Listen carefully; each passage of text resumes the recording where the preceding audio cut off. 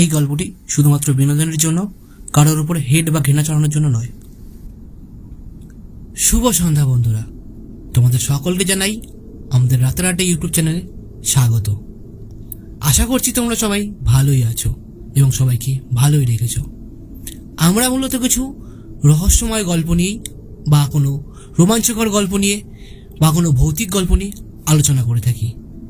তেমনি আজও একটি গল্প নিয়ে তোমাদের সামনে হাজির হয়েছি। আজকে রাতের আড্ডায় আমাদের সব বন্ধুরা চলে এসেছে। আজকে রয়েছে আমাদের মধ্যে আমাদের বন্ধু শুভ, সৌমেন, আকাশ এবং আমি শান্তনু। বন্ধুরা, আজকে গল্পের শুরুতে তোমাদের একটু বলে রাখি, আজকে আমাদের যে রাতের আড্ডার যে আসর, এটা একটা অন্য জায়গায় বসানো হয়েছে। হতে পারে একটু আওয়াজ পাশ থেকে আসতে পারে, তার জন্য আগে থেকেই তোমাদের কাছ থেকে ক্ষমা প্রার্থী। আমরা চেষ্টা করব এরপর থেকে এটি ইগনোর করার বা না হওয়ার। তবে চলো আজকের রাতের আড্ডা শুরু করা যাক। আজকের রাতের আড্ডায় যে গল্প বলে শোনাবে সে আমাদেরই বন্ধু শুভ। সে একটি তান্ত্রিক নিয়ে গল্প বলবে। তবে চলো শোনা যাক শুভর কাছ থেকে সেই তান্ত্রিকের গল্পটি। নমস্কার বন্ধুরা। শান্তনু, তুমি আজকে যেমন বললে, আমার গল্পটা আজকে সত্যিই একটা তান্ত্রিক বেস করে ঘটনাটা কি হয়, আমি ছবি আঁকি, ঠিক আছে? তোমাদের তো আগেও বলেছি, তোমরা জেনেছ। তো এই ছবি আঁকারই ঘটনা, ঠিক আছে? ওখানে গিয়ে এই ইনসিডেন্টটা আমার সাথে ঘটে। কিরকমভাবে ঘটে, আমি একটু দূরে একটা ছবি আঁকার জন্য আমি যাই, ওয়াল পেন্টিং করার জন্য যাই। তো যাওয়াকালীন প্রথম একদিন বাড়িটা খুঁজতে সমস্যা হয়, তা বাড়িটা খুঁজে খুঁজে গেলাম।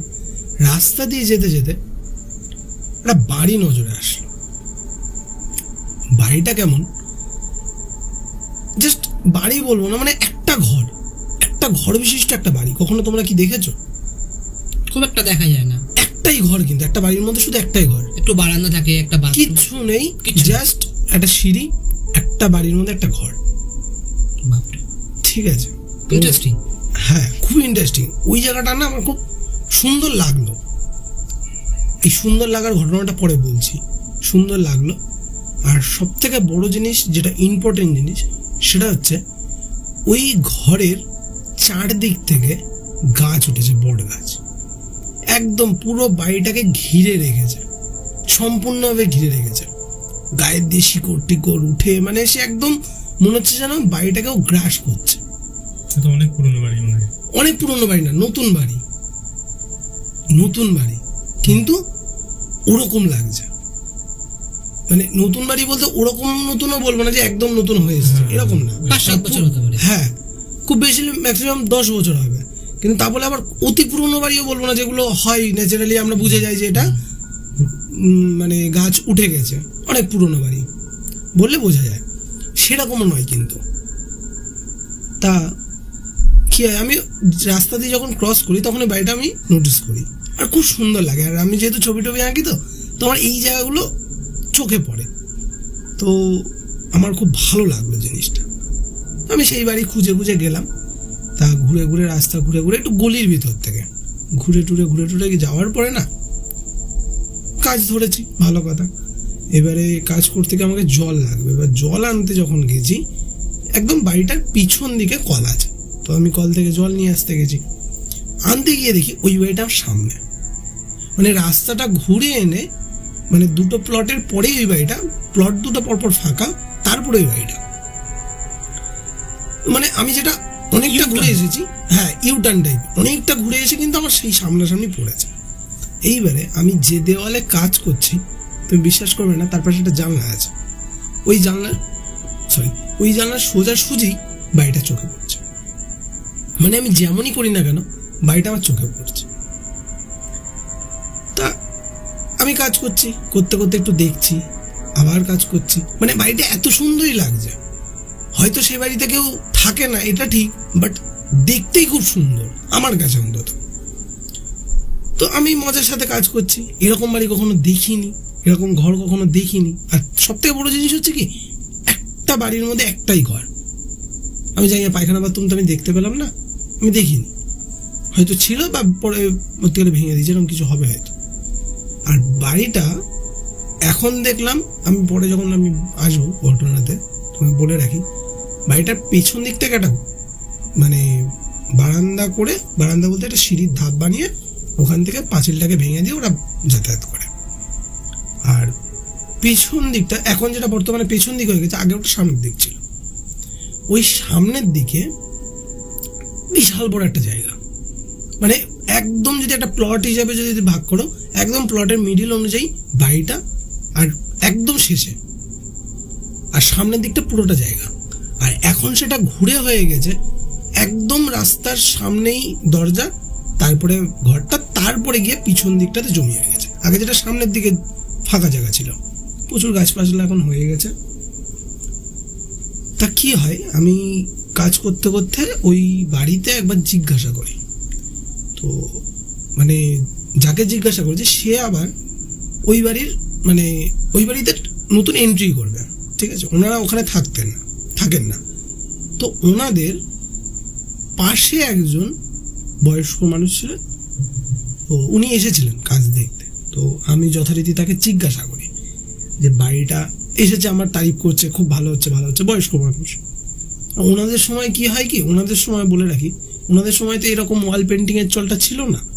আগের দেওয়ালে কাজ হতো, নিখুঁত কাজ হতো। আর এখন যেমন হয়ে গেছে একটুখানি 3D অ্যানিমেশন টাইপের সব চলে এসেছে, সেগুলো ওই সময় ছিল না। তো উনি ওই ইন্টারেস্টের সাথে এসে আমার কাজটা দেখছে, বলছে অনেক কথা হয়েছে তার আগে, কি করো, কি বৃত্তান্ত, এইসব হয়েছে। তো হওয়ার পরে আমি হঠাৎ করে তাকে জিজ্ঞাসা করি যে মেসমশাই, এই যে বাড়িটা, এটা না আমার চোখে খুব পড়ছে, আর এত সুন্দর লাগছে, মানে আমি বলে বোঝাতে পারবো না আপনাকে। এর পিছনে ঘটনাটা, এই ঘরটার একটাই দেখলাম ঘর আছে ছোট মতো, এই ঘরের ঘটনাটা কি? তা বলল যে এই ঘরে না একটা ফার্স্টে না উনি আচমকাই না চমকে উঠেছে একদম। আমি যখনই এই কোশ্চেনটা করেছি যে কি আছে ঘরের পিছনের কারণটা, উনি আচমকাই চমকে উঠেছে। আমি বুঝতে পেরেছি কিছু না কিছু রয়েছে। এবার আমার তো এই জিনিস সন্ধান করা জিনিস, আমিও খুঁজি, কিউরিয়াসিটি জেগেছে।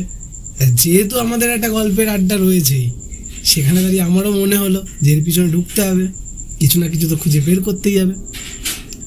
এইবারে আমি ওনাকে চাপ দিই, উনি কিছুতেই বলবেন না, আমি সমানে ওনাকে চাপ দিই, মানে উনি ভয় পেয়ে, যদি তুমি ভয় পেয়ে কাজ টাজ না করতে পারি বা হ্যাঁ, মানে উনি না, বা উনি বলে না, ওই চত্বরের কেউই ওই বাড়িটা সম্বন্ধে কেউ কোনো কথা বলে না, এটাই পরে জানতে পেরেছি। আচ্ছা, ওনার ঘটনা শোনার পরে। তো কি হয়, উনি অনেক খোসামত করার পরে না উনি বলা শুরু করে। কিরকম ভাবে বলা শুরু করে, তো ঘটনাটা ছিল এরকম, ওই বাড়িতে সবে বিয়ে করে একটা বড় বউ এসেছে, মানে পালিয়ে ওনারা বিয়ে করেছে।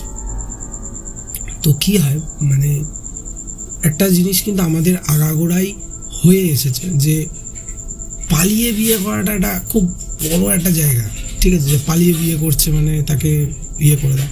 এখন অনেক আপডেট হয়ে গেছে, আজ থেকে 7 বছর আগে বা 8 বছর 10 বছর আগেই তুমি হিসাব করো না, পালিয়ে বিয়ে করলে কতটা সমস্যা হতো। হ্যাঁ, তো কি হয়,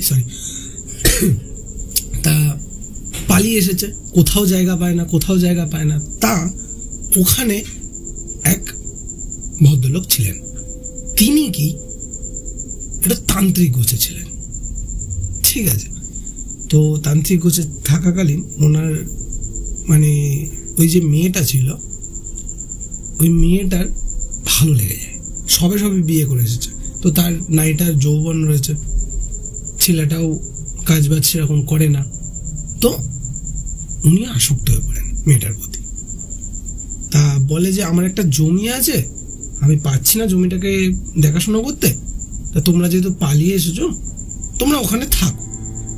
তা বলে তাহলে জমির টাকা পয়সা, তখন বলছে অত কিছু তোমাদের দেখতে হবে না, তোমরা থাকো, পরবর্তীকালে তোমাদের যদি অন্য জায়গায় না পাও তোমরা এই জমিটা আমি একাই থাকি, এই জমিটা তুমি নিয়ে নিতে পারো। আর তান্ত্রিকটা কিন্তু পাশে ঘর আছে, মানে একটু সাইডে ঘরটা আছে।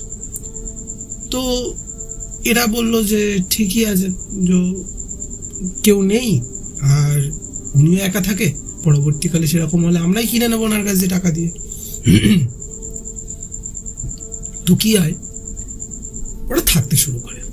এবার থাকতে থাকতে থাকতে থাকতে তো ছেলেটাও কাজ বাজ করছে, ছেলেটা খুব কষ্ট করে চলছে, মানে কাজ করছে, খুব কঠোরভাবে চলছে নিজেকে নিয়ে। বউটাও খুব সুস্থিরভাবে রয়েছে। ওটা কুড়ে ঘর মতো বানানোর পরে তারপরে তখন ওদের যখন আর্থিক সচ্ছলতা আসে, তারপরে আসার পরে ওরা ওই লোকটার কাছ দিয়ে জমিটা নেয়।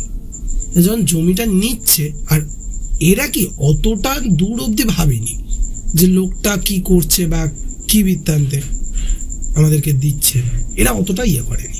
তা বছর খানিকের মধ্যে ওরা জমিটা কিনতে সক্ষম হয়। আর ওরা প্ল্যানিং করেছিল যে এতদিন তো হলো 1 বছর বাড়ি ছাড়া আমরা, তা একটা ঘর একেবারেই আমরা বানাবো, যাই হোক শুধু একটা ঘর আর ছাদ দেওয়া থাকবে, খুব আহামরির কিছু দরকার নেই, একটা ঘর হোক সুন্দর করে। তারপরে গিয়ে এই তোমার মনে হয় ঘরের মধ্যে ইঁদুর চলাফেরা করছে হয়তো, ঠিক আছে, জিনিসটা খুব ভালো লাগলো আমার, এই আওয়াজটা খুব সুন্দর লাগলো আমার। গল্পে তো না বলে রাখি, ইঁদুরের একটা ঘটনা আছে, একদিন বলবো, ঠিক আছে, ওটা হাস্যকর হয়েছে। তো যাই হোক, গল্পে ফিরি। এই ঘটনাটা কি হয়, এবার ওরা ওই প্ল্যান করে যে আমরা একটা জমিটা কিনেই একটা ঘর বানাবো। এইটা ওই লোকটা জানতো না, মানে যে তান্ত্রিক ছিলেন তিনি জানতেন না। এরা সব টাকা পয়সা জোগাড় করে লোকটাকে টাকাটা দেয়, দিয়ে জমিটা কিনে নেয়। এইবারে কি লোকটা অপেক্ষা করছিল ওই মেয়েটার জন্য। উনি সুযোগটা পেয়ে যায়, এরা তো জমি কিনছে, তাহলে এরা এখানেই থাকবে, আমার কথা শুনবে। এবার লোকটা সেই বসে বসে ওদেরকে ইয়ে করে, জমিটা দেয়। দিতে দিতে ওদের সাথে কথা হয়, মানে টুকিটাকি। মেয়েটা অনেক, মানে উনি মেয়ে হিসাবে দেখতেন মেয়েটাকে, মহিলাটাকে। উনি ভেবেছিলেন, তোমাদেরকে বলে রাখি, উনি এটা কথাটা বলে যে উনি নাকি মেয়ে হিসাবে দেখে পরবর্তীকালে বলি দেয়, ঠিক আছে, মানে বলি দেওয়ার টেন্ডেন্সিটা উনি নেয়। তো যথারীতি এরকম ভাবে নর্মালি চলছে, উনি আর কোনো রকম বিহেভ করছে না, উনি নর্মাল বিহেভ করছে। উনি এই যে চিন্তাটা করেছে এটা কোনোভাবে উনি প্রকাশ করতে চায়নি, তান্ত্রিক হারগিজ প্রকাশ করেনি, যাতে কি সেই জায়গাটা যেন না আসে। এবার এরকম কথাবার্তা বলতে বলতে জিজ্ঞাসা করে যে তোমরা বাচ্চা টাচ্চা কি নেবে কি নেবে না। তো তখন না ওনারা অতটা গুরুত্ব দেয়নি, নর্মাল, ওরাও না বাবা হিসেবে দেখতো, যেহেতু তান্ত্রিক। আর আমাদের একটা ইয়েতেই রয়েছে যে তান্ত্রিক বা ইয়ে বললে একটুখানি বাবা গোছের জিনিসটা, সে যে ভালো না খারাপ আমরা সেটা বিচার করি না। ভণ্ড কেউ আসলে আমরা তাকেও বাবা বলে ডাকি, ঠিক আছে।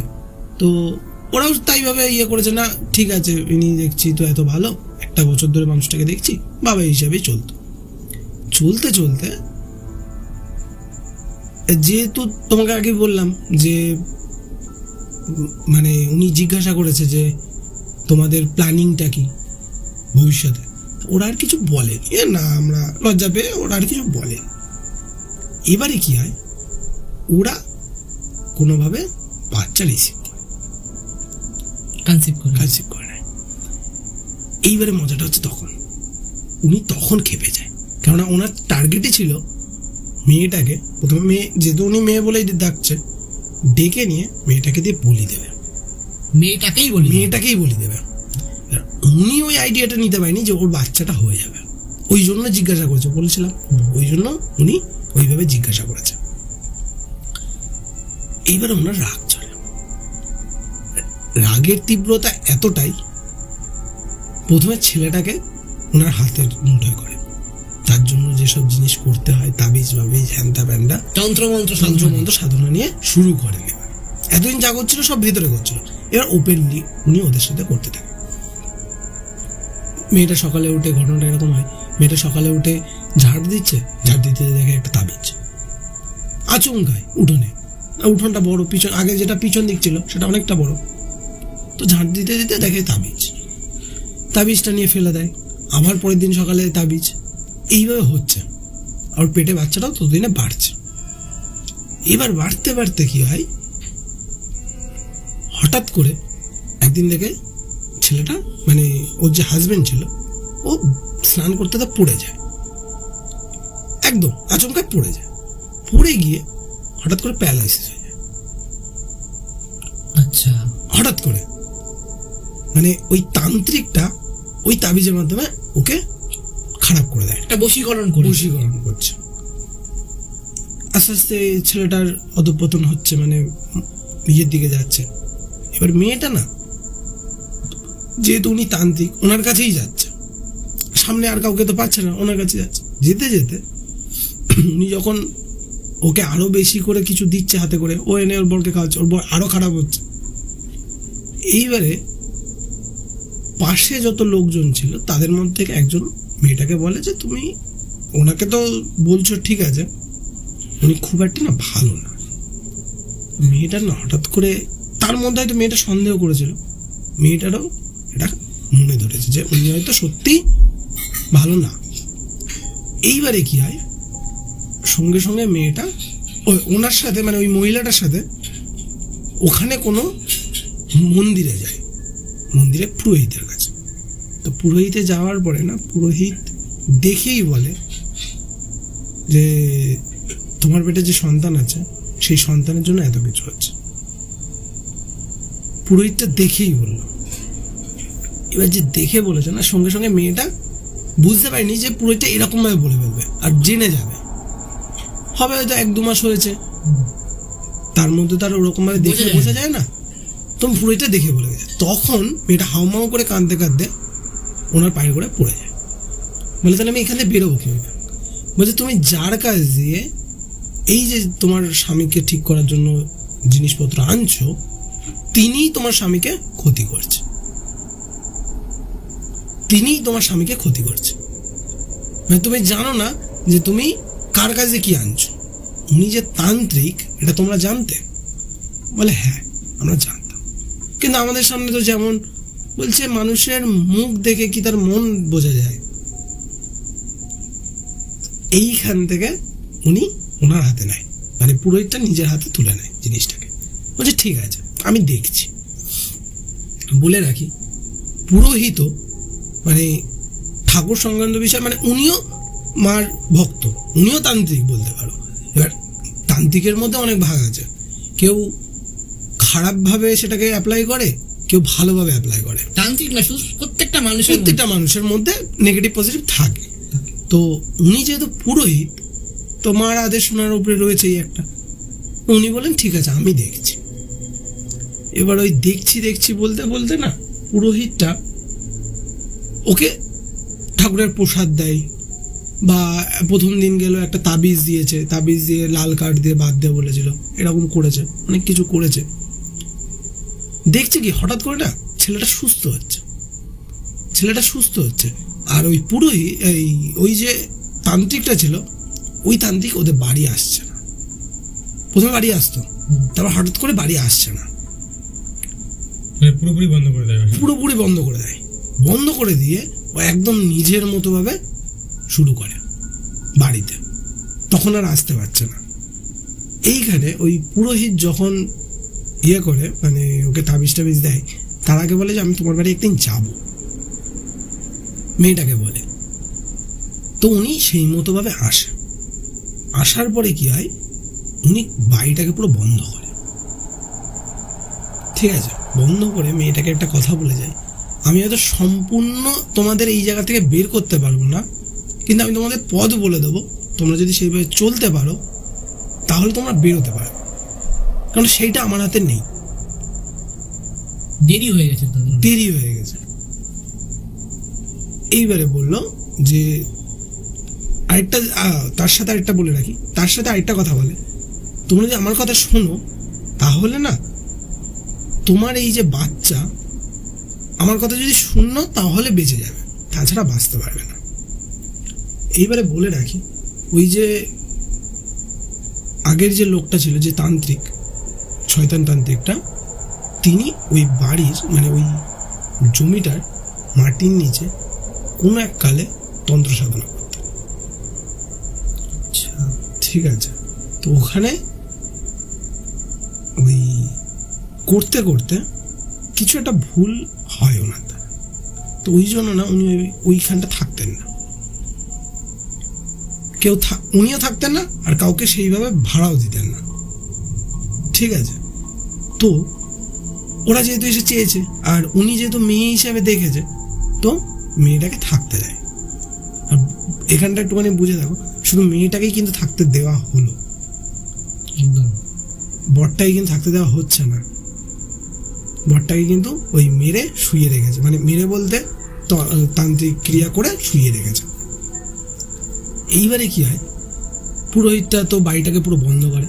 এবার উনি যখনই আসেন বাড়িতে তখনই এই জিনিসটা বুঝতে পারে, বুঝতে পেরেই এই কথাটা বলে যে আমার কথার মধ্যে যদি চলতে পারো। উনি বলেনি যে পরবর্তীকালে কি করতে হবে, উনি বলেছেন যে আমার কথার মধ্যে যদি চলো তাহলে তোমরা এই জায়গা থেকে বেরোতে পারবে, তাছাড়া বেরোতে পারবে না। তো স্বামীটা আস্তে আস্তে ঠিক হচ্ছে, হতে হতে একটু কাজে জয়েন করলো, কাজ করছে, আবার 2-3টে পয়সা জোগাড় করছে। তখন পুরোহিত বলে আমি আর ঠেকাতে পারবো না, এতদিনে মেয়েটা মানে ইয়ে হয়ে গেছে, 7-8 মাস হয়ে গেছে অলরেডি। তো বলছে তোমরা বাড়িটার অন্য দিক থেকে দরজা বের করো, যে দিক থেকে এখন দরজা আছে অন্য দিক থেকে বের করো। মানে যেটা ধরো পশ্চিম দিকে ছিল সেটাকে ঘুরিয়ে এখন পূর্ব দিক করো। তো ওরা সেই মতো ভাবে করলো, করার পরে বাচ্চাটা হয়ে গেল 7 মাস থেকে 8 মাস হচ্ছে। 8 মাস হতে হতে ঠিক ডেলিভারি পেনটা তখন দিয়ে শুরু হয়ে গেছে। কখনো শুনেছো কেউ 8 মাস থেকে ডেলিভারি পেন হয়? জেনারেলি হয় না, জেনারেলি হয় না, কিন্তু 9 মাস থেকে হয়। ওই যে তান্ত্রিকটা ছিল ও এতটা পরিমাণে চাপ ওদের উপরে দিচ্ছে, ইনিও ঠেকাতে পারছেন না, ব্রাহ্মণটাও ঠেকাতে পারছে না, এতটা পরিমাণে চাপ দিচ্ছে। এইবারে ব্রাহ্মণটা তখন দেখলো যে কোনোভাবেই না ওনাকে আটকানো যাচ্ছে না, মানে উনি একদম পাগলের ক্ষিপ্তর মতো হয়ে গেছে। এবার বলি দিলে না, এই মা পেটে কখনো বলি দেওয়া যায় না। আর উনি ওনাকে ওই জন্য জিজ্ঞাসা করেছিল ছেলেগুলোকে যে তোমরা কোনো প্ল্যানিং করছো কিনা বাচ্চা নেওয়ার জন্য। ছেলেটাকে জিজ্ঞাসা করছে, যেহেতু ওরা আচমকাই বাচ্চাটাকে নিয়ে নিয়েছে, উনি বুঝতে পারেনি। আর এইখানে একটা ডেট ছিল, যে ডেটে ওই মেয়েটাকে বলিয়ে দিতে হতো। ওই যে 8 মাস বললাম না, 8 মাস থেকে পেন আউট শুরু হয়েছে, তার 1 মাস পরে মানে 9 মাসের মাথায় যখন বাচ্চাটা ডেলিভারি হবে, সেই সময় একটা ডেট আছে। সেই ডেটে যদি ওই মেয়েটাকে বলি দিতে পারে ওই বাড়ির ওই মাঝখানে দাঁড়িয়ে, তাহলে ওনার পুরনো যে ভুলটা হয়েছিল সেইটা শুধরাবে। ও আচ্ছা আচ্ছা, সেইটা শুধরে যাবে। ওই জন্য না উনি আরো বেশি করে সেটার উপরে জোর দিয়েছেন। এবার এই করতে করতে এবার পাড়া প্রতিবেশী না আস্তে আস্তে বুঝতে শুরু করেছে যে কিছুটা হচ্ছে এদের সাথে। সাধারণ জিনিস, গ্রাম অঞ্চলে মানে না একটুখানি ইয়ে হলেই না, তুমি খবর পেলেই না ছুটে যায় মানুষ। এটা যেহেতু একটু শহরে মফস্বল এলাকা, হঠাৎ করে কেউ যেতে চায় না। ও হচ্ছে ঠিক আছে, হতে দাও, এরকম একটা বিষয় যে আমিও গেলে যদি আমিও জড়িয়ে পড়ি। হ্যাঁ, মানুষজন বুঝতে এই যে 7-8 মাস ধরে ওরা স্ট্রাগল করছে, মানুষজন বুঝতে পেরেছে, এটা ওদের পাশে গিয়ে দাঁড়িয়েছে। এইবারে কি হয়, কেউ একজন বলেছে, ওই ব্রাহ্মণটা বলে যে তোমরা কোথা থেকে ঘুরে আসো। ওদের তো কেউ নেই, কারণ ওরা পালিয়ে এসেছিল, 2 বছরের মাথায় এই জিনিসগুলো ঘটছে। সঙ্গে সঙ্গে পাশের থেকে এক বাড়ি থেকে বলে যে ঠিক আছে, তোমাদের বেশি দূরে যেতে হবে না, তোমরা আমাদের বাড়ি এসে থাকো, আমাদের বাড়ি এসে থাকো। তো ওদেরকে রাখে বাড়িতে। তুমি বিশ্বাস করবে না, ওই যে কদিন ওদের বাড়ি ছিল, মানে ধরো প্রায় 1 সপ্তাহ ওদের বাড়ি ছিল, 1 সপ্তাহের মধ্যে মেয়েটার ওই পেনটা আর নেই। ওই যে পেন হচ্ছিল না, ডেলিভারি পেন, ওটা আর নেই। সঙ্গে সঙ্গে ব্রাহ্মণটা বুঝতে পারে, কেননা ব্রাহ্মণেরও বোঝার দরকার ছিল, মানে ব্রাহ্মণটা বুঝতে পারছিল না কি হচ্ছে। ও ওই জন্যই ওকে ঘুরতে যাওয়ার কথাটা বলে আচ্ছা, আচ্ছা। যে তুমি একটু বাইরে বেরিয়ে যাবো, কেননা ওরা 7-8 মাস ধরে ওই বাড়িতেই রয়েছে, হ্যাঁ বেরোয়নি একদিন। বেরোয়নি। সেহেতু যেই 7 দিন হয়ে গেল, ও দেখছে ঠিক ব্রাহ্মণটা বুঝে গেছে ওই বাড়িতেই কোনো একটা দোষ হচ্ছে। এইবারে কি হয়,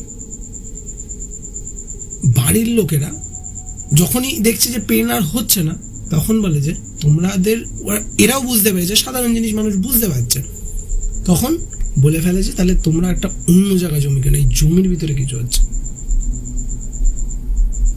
এই নিয়ে কথাবার্তা বলে ব্রাহ্মণের কাছে গেছে। ব্রাহ্মণও সেম জিনিসটা নোটিশ করেছে, সেম জিনিসটা, যে বাড়ির মধ্যে কিছু একটা হচ্ছে, এরা বাড়ির বাইরে আসলে এদের সাথে কিচ্ছু হবে না।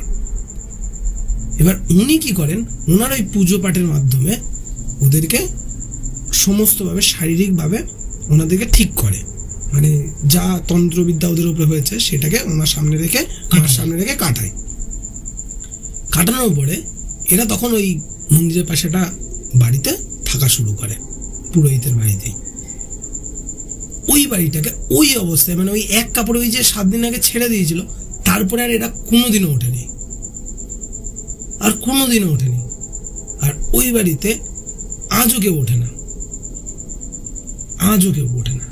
কিন্তু বাড়িটা না ওই রকম ভাবে, ওই ঘরটা ওরকম হাতছানি দেয়। এবার এর সাথেই একটা ঘটনা বলি, ওই যে মানে ঘরের ভিতরে কিন্তু যেরকম জিনিস সেরকম ভাবেই ছিল, 7-8 বছর ধরে ওইখানে রয়েছে ঘরটা, আর ওইভাবেই রয়েছে। চারিদিকে বিশ্বাস করবে না, চারিদিকে জঙ্গল ওই বাড়িটার ওইটুখানির মধ্যে, আর দুপাশে কিন্তু পুরো পরিষ্কার। এইবারে ওই যে কোনো একটা ভাবে ওইখানে একটা গাছ জন্মায়, বটগাছ জাতীয়, বটগাছই ছিল ওটা, ওই বাড়িটাকে পুরোটা গ্রাস করতে থাকে। গ্রাস করতে করতে আমি এখন যেটা দেখে এসেছি, তোমাদেরকে আমি ছবি দেখাবো, পুরো গ্রাস করে ফেলেছে। আর তার সাথে আরেকটা কথা বলি, ওখানে না মানুষজন ক্লাব করেছিল, ক্লাব হয় না, মানে আড্ডা দেওয়ার জন্য। তা গ্রামের কিছু লোকজন মিলে ওখানে আড্ডা দেওয়ার জন্য একটা ক্লাব বানায়। তো ওই ক্লাবে একদিন একটা লোক রাতের বেলা ক্লাবে, ওই যেটা হয় ন্যাচারালি, একটু নেশা টেশা করে ওখানে থেকে গেছে। উনি থেকে যাওয়ার পরে না, পরের দিন উনি লাশ হয়ে ওখান থেকে বেরোয়। মানে এতদিনের যে তীব্রতা ছিল, ওখানে কেউ একজন রয়েছে, এত বড় তীব্রতা, তাকে মেরে ফেলে। সেই থেকে ওইখানে ওই ক্লাবটাও বন্ধ হলো, ওইখানে ওই জমিটাও বিক্রি হয় না, ওইভাবেই পড়ে রয়েছে জিনিসটা। আচ্ছা শুভ, তান্ত্রিক কি এখনো কি বেঁচে আছে? এবার বা পাশে ওই কি দিনের, আছে? হ্যাঁ ওই দিনের পর আমি জিজ্ঞাসা করলাম যে তান্ত্রিকটার কি খবর হলো, তা বলছে ওই ব্রাহ্মণটা যেহেতু ওদের ওপর থেকে ওই জিনিসটা কাটিয়ে দিয়েছে, যে আর এগুলো না, একটা জিনিস বলি, এগুলো যার উপরে তুমি এইসব ক্রিয়া করে, খারাপ কিছু করে না, তাদের ওপর থেকে যদি কাটিয়ে দেওয়া হয়, তাহলে ওই জিনিসগুলো যে পাঠাচ্ছে তাদের উপরে অ্যাটাক করে, ঠিক আছে? তো ওই অ্যাটাকের জন্য না ওনার সাথে কিছু একটা ঘটে। এবার সেটা যে কি ঘটেছে সেটা পাড়ার বলো বা কেউ জানে না যে কি হয়েছিল। তারপর থেকে আর ওনাকে দেখা যায়নি, উনি বেঁচে আছে না মরে গেছে এটা কেউ জানে না। আচ্ছা, তো বয়স্ক লোকটা ওই জন্য না প্রথম বলতে চাইছিল না, তারপর যখন বলা শুরু করে, উনিও বললেন যে বাবা, আমার এই অবধি জীবনে আমি না ওনাকে আর ফিরে আসতে কখনো দেখিনি, জানি না পরবর্তীকালে কি হবে। আর ওনার বাড়িটা ওইভাবে পড়ে রয়েছে, জমিটা ওইভাবে পড়ে রয়েছে, আর ওই একটা জায়গার ওই একটা ঘরই পড়ে রয়েছে। ওদের স্বপ্নটা ওরকম আধুরাই রয়েছে। আমি পরে জিজ্ঞাসা করেছিলাম যে এখন কেমন আছে যে ওই ফ্যামিলিটা, বললো না বাচ্চাটা হয়েছে, একটা ছেলে হয়েছে ফুটফুটে, ছেলেটা বড় হয়েছে অনেকটা, মানে ধরো প্রায় 7-8 বছর প্রায় হয়ে গেল, 8 বছর একটা বাচ্চা রয়েছে। এখন ওরা খুব সুখে সংসার করছে, ওরা নিজস্ব জমি টমি কিনেছে, ঘর বাড়ি হয়েছে, ওই মন্দিরের পাশেই রয়েছে। এই ছিল আজকের আমার ঘটনা। জানি না তোমাদের কেমন লাগবে, জানি না দর্শকের কেমন লাগবে, দেখো তুমি। বন্ধুরা তোমরা শুনছিলে আজকে আমাদের শুভর কাছ থেকে একটা তান্ত্রিকের গল্প। যদি তোমাদের আমাদের তান্ত্রিকের গল্পটি ভালো লেগে থাকে আমাদেরকে এনকারেজ করার জন্য ভুলো না যেন। অবশ্যই লাইক, কমেন্ট, সাবস্ক্রাইব করো।